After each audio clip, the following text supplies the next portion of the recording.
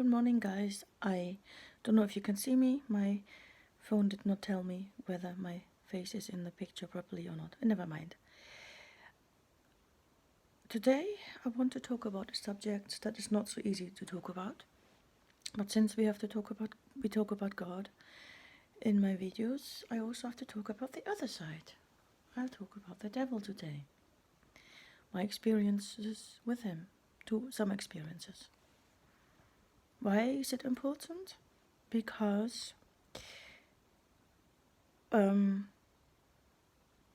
just to show, I want to share with people my experiences so that whoever has had it might jot memories in people, that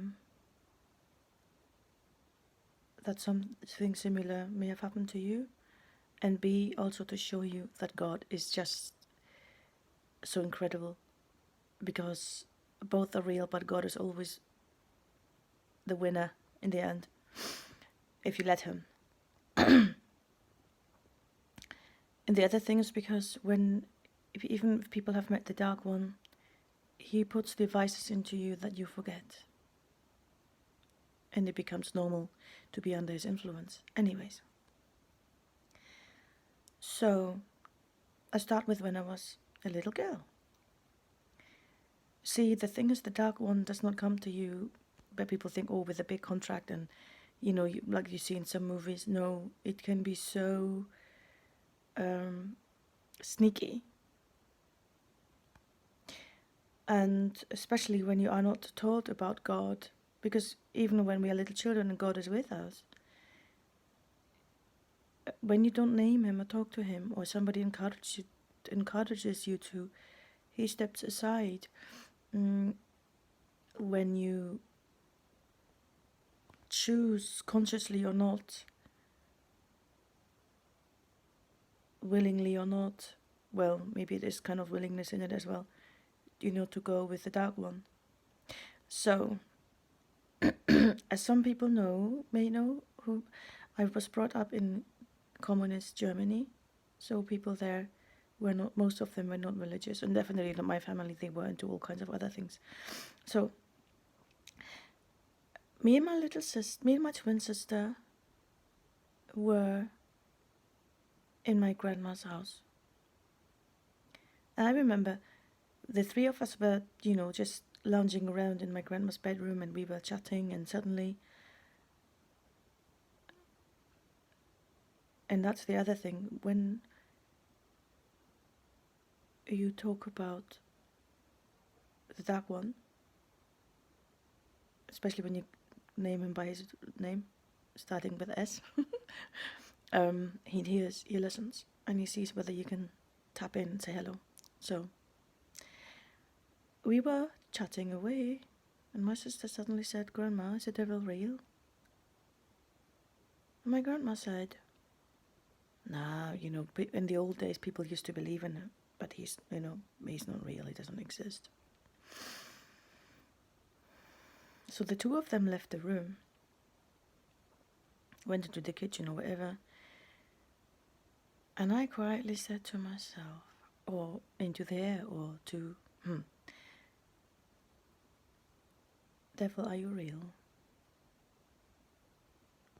And he appeared in my room, in my grandma's room. I could feel the presence.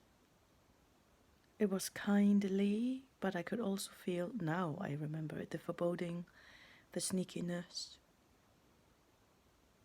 But of course, back then I did not believe in God and Christ, so I couldn't say, "Bugger off, Christ be with me." So he just... And I can't remember the whole form of him, but I do remember he had these little things on his head that to me looked like the feelers of my toy snail. And he said, it was like as if he said to me, "Well, you're very lonely. Do you want to be my friend?" And I don't know if I said anything in words, but there must have been a silent agreement. And I do remember now that slowly, this feeling of foreboding and darkness and heaviness started encroaching on me and influencing my whole life. I had forgotten about this incident all my life. And yet he influenced me all the time. Now I tell you when and how I started remembering that that was real as it can be in our world.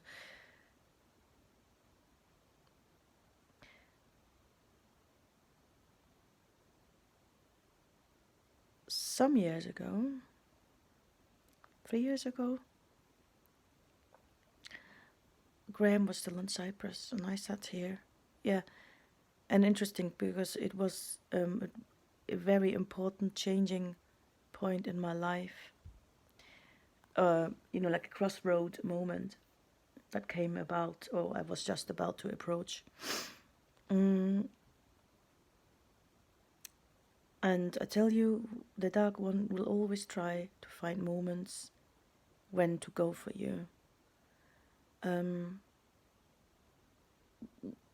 I tell you in the next video what happened just before he did this, I'm going to tell you now. But if I tell it now, then it's going to be too long, this video. So one day I was sitting here and in an evening and, was on the phone with Graham. I said, okay, I'm going to do a meditation now. And suddenly, so we hung up, I sat down. I was almost like, as if I was falling, instead of meditating and feeling God's presence, I didn't. And yet I didn't jerk myself into, push myself into becoming aware of him. It just was almost like I fell into this space, into this place that was like a sleepiness, like a, like I was influenced, but I didn't know at that time that I was influenced. And I did all the things that you should never do in meditation. A, not feel God, and I didn't feel God.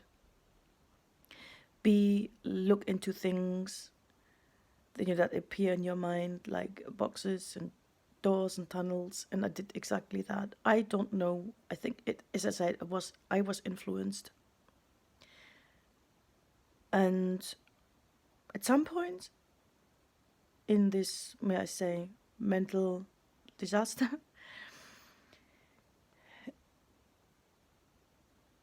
there was a box under a table, and I had put my mental hand, my whatever you want to call it, imaginary hand, into that box. All the things you must never do, because you should always ask God first to show you what's inside and let God deal with it. Anyways, I had my hand in that bloody box, and I pulled out a piece of paper.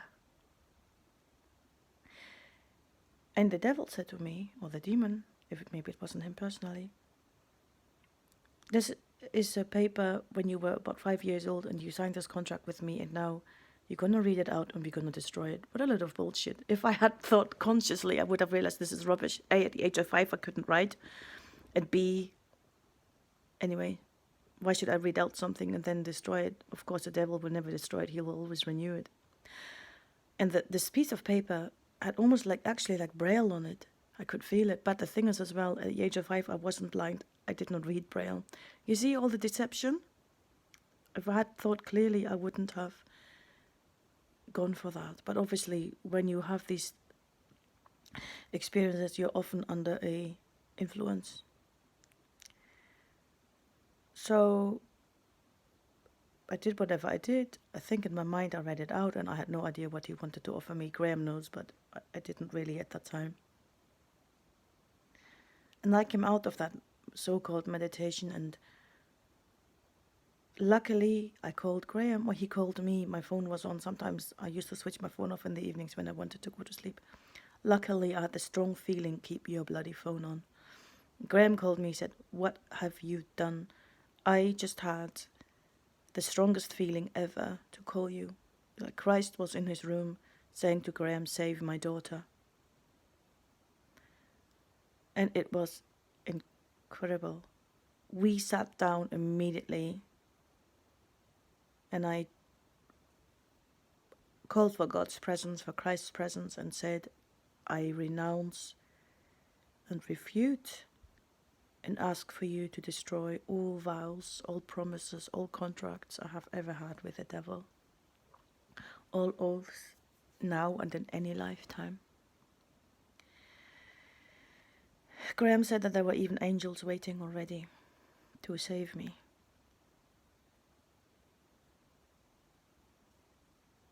And it took all night for these horrible, nasty energies that had the devil slowly put into me. Not slowly, quickly actually. And if they had filled my heart, that would have been it. I would have become a very hateful, selfish, disgusting person.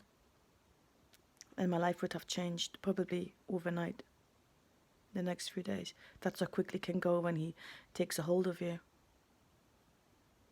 All of that was removed. And I remember in that night when I went to sleep, that incident when I was a child,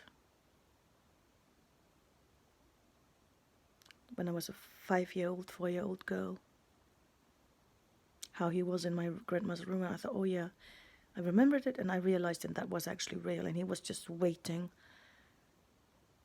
to come back to me, or to really get me into his claws, because I was so much turning to God.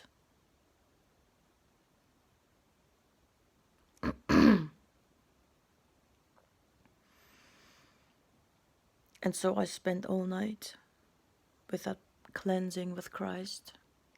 And the next day, I remember I listened to beautiful Greek Orthodox chants all day long to recover from that shock.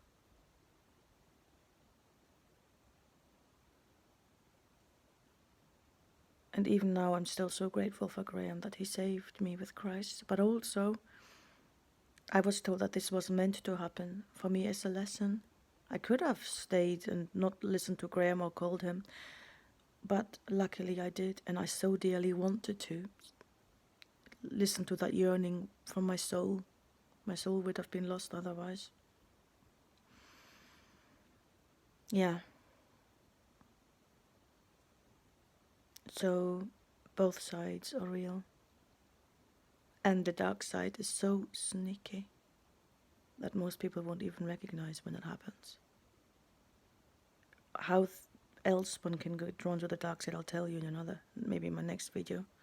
And in my next video, I'll also tell you the incidents before